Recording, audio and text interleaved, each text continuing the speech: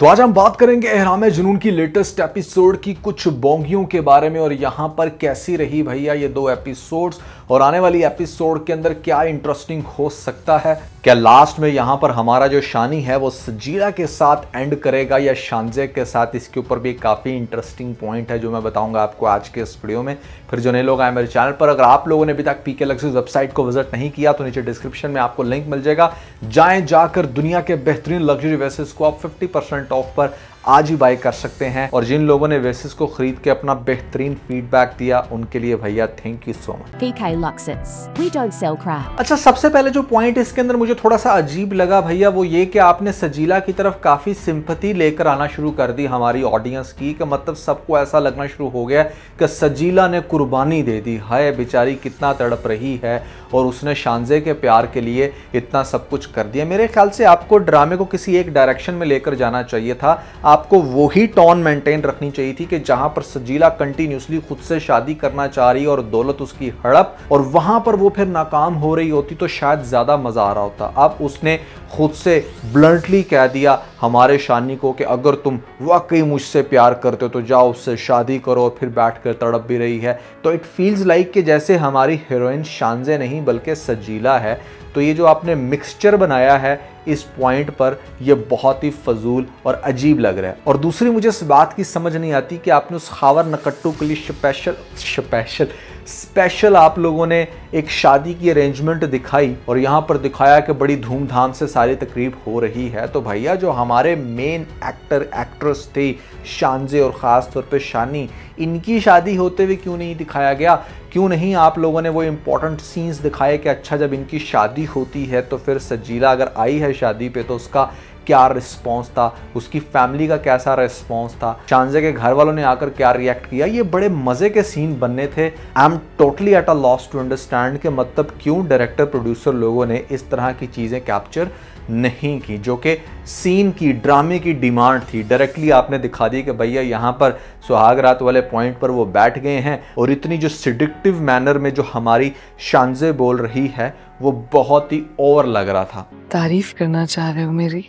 नहीं तुमने मेरा हाथ थामा और मेरा साथ कबूल किया, वो तो what the hell is this यार। इतना भी ओवर ड्रामेटिक वे में इसको बोलते हुए नहीं दिखाना चाहिए। बड़ा क्रिंज, बड़ा फजूल लग रहा था। और कहीं ना कहीं मुझे इसका दुल्हन वाला जो मेकअप था वो भी बड़ा ओवर लग रहा था। मतलब दुल्हन के अलावा वैसे जो शानजे का गेटअप दिखाया जाता है उसमें वो ज़्यादा अट्रैक्टिव लग रही होती है, और शादी वाले टाइम पर एटलीस्ट मुझे तो वो अच्छी नहीं लग रही थी। अगर आप लोगों को लगी तो भैया कमेंट्स में ज़रूर बताना। दूसरे नंबर पे मेकअप के बहुत सारे इश्यूज़ हैं और वो समटाइम आपकी टोटली अटेंशन डाइवर्ट कर देते हैं। जैसे कि आप इस सीन में भी देखें कि एक पॉइंट पर जहां पर सही मायनों में शानी के मुंह पर लाइट पड़ रही है तो वो जगह तो ठीक नज़र आ रही है, लेकिन जहां पर लाइट नहीं पड़ रही वहां पर वो कितने डब खड़ब्बे उसके मुंह के ऊपर नज़र आ रहे हैं। वो काफ़ी रफ स्किन बहुत ज़्यादा प्रोमिनेंट हो रही है। शोज़ दैट कि मतलब यहाँ पर डायरेक्शन और लाइटिंग की मिस्टेक है। और इस तरह से जब आप एक कैरेक्टर को, एक एक्टर को इतना ज़्यादा मेकअप थोप कर ले आते हो तो फिर ये इश्यूज़ तो डेफिनेटली कहीं ना कहीं तो आपको देखने को मिलेंगे।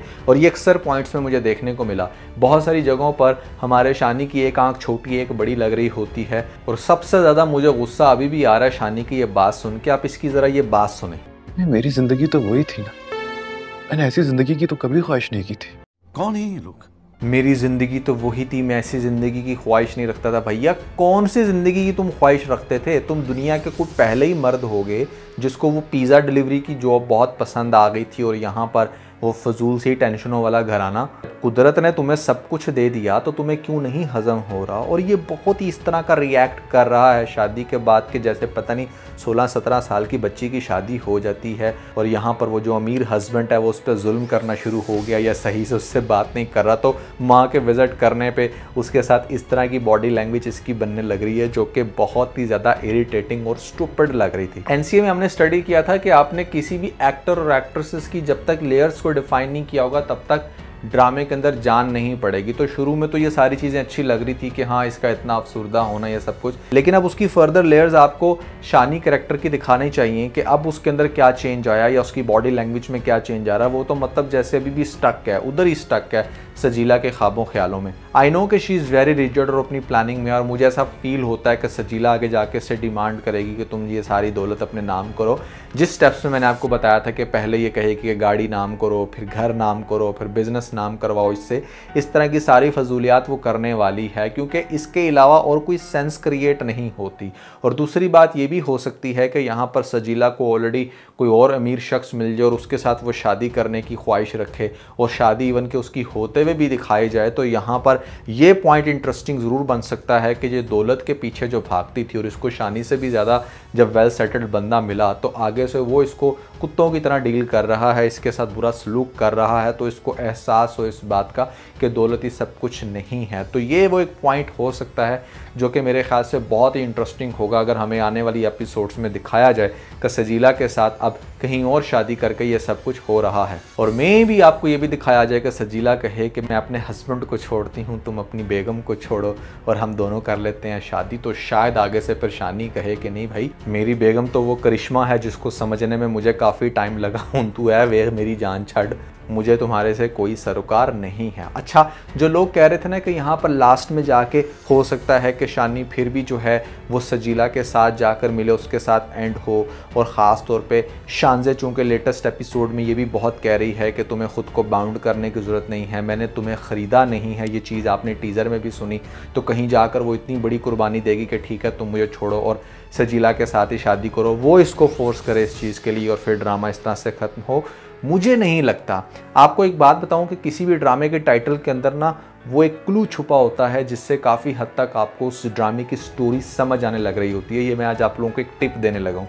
अगर आप इस ड्रामे के टाइटल को भी गौर से देखें तो यहाँ पर सजीला ने भी और शानज़े ने दोनों ने टेक लगा के रखी है किसके साथ, शानी के साथ, लेकिन शानी ने किसकी बाहों में बाहें डाली हुई है, शानज़े की। दैट मीन्स कि इसका जो एंड है वो शानज़े के साथ होगा। ये मिस्टर लॉजिक है, मैं चीज़ों को इसी तरह ऑब्जर्व करता हूँ। यहाँ पर कंटेंट क्रिएटर्स की साइकी को अंडरस्टैंड करते हुए मैं आप लोगों को ड्रामा की स्टोरी बता रहा होता हूँ। तो भैया आई एम डैम श्योर कि यहाँ पर इसका जो एंड है वो शानज़े के साथ ही होगा, सजीला के साथ किसी भी सूरत नहीं होने वाला। हाँ, सजीला के साथ आप बहुत सारी स्टोरीज़ को प्ले कर सकते हो, जैसे मैंने आपको बताया कि एक तो उसकी आप कहीं और शादी करवा दो, या फिर वो दौलत की लालच में जिस तरह से एक्टिविटीज़ करवाने लगेगी हमारे शानी से, तो वो आगे जाके उसके ऊपर उल्ट पड़ जाए। अब छोटे भाई को भी बड़े भाई के नक्शे कदम पर चलते हुए दिखाया जा रहा है। उसको भी ऐसा लग रहा है कि जैसे बड़े भाई ने काफ़ी रिच लड़की के साथ शादी कर ली तो यहाँ पर ज़िंदगी बनेगी। अच्छा, ये चीज़ मैंने बहुत ज़्यादा देखी है, मतलब मुझे बड़ी हैरानगी होती है कि लड़के कैसे सोच लेते हैं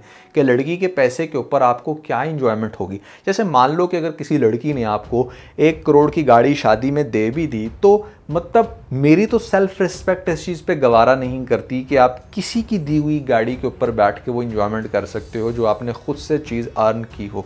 खुद से अर्न करके अगर आप मेहरान भी लोगे ना लिटरली, तो उसमें आपको बहुत मज़ा आएगा। क्योंकि मर्द की जो डोमिनेट नेचर है, अगर आपकी वाइफ ने आपको फ्यूचर में सिर्फ इतना सा भी कह दिया ना कि हाँ ये जो घर जिसमें तुम रह रहे हो ये मेरे बाप का दिया है, ये जो गाड़ी है ये मेरी है तुम्हारी नहीं, तो आपकी वहीं पर जो है ना सारी ऐसी तैसी फिर जाती है। अगर कोई बंदा थोड़ी सी भी सेल्फ रिस्पेक्ट रखता हो तो पता नहीं कैसे मर्द अपनी सेल्फ रिस्पेक्ट मार के इस तरह की लड़कियों के पीछे भागते हैं, और फिर जिनके पीछे भागते हैं उनको चेक करो। अब जैसे इसका छोटा भाई जिस लड़की के पीछे भाग रहा है, मान लो कि वो शायद थोड़ी अमीर होगी, वो दिखाया गया है किस तरह की नकचिड़ी एक अजीब सी खातून, एक नाक पे उसने कोका पहना, दूसरी पे नथली, और हाथ में इतने सारे तवीज़ धागे पता नहीं बांधे में कि जैसे पार्ट टाइम पीरनी का काम करती है। और तो और ये जो टैटू लगा के यहाँ पर लड़के लड़कियाँ खुद को टट्टू बना लेती हैं, ये एक अजीब ही स्टूपिड सी फीलिंग देता है, specially when you are not born in western country.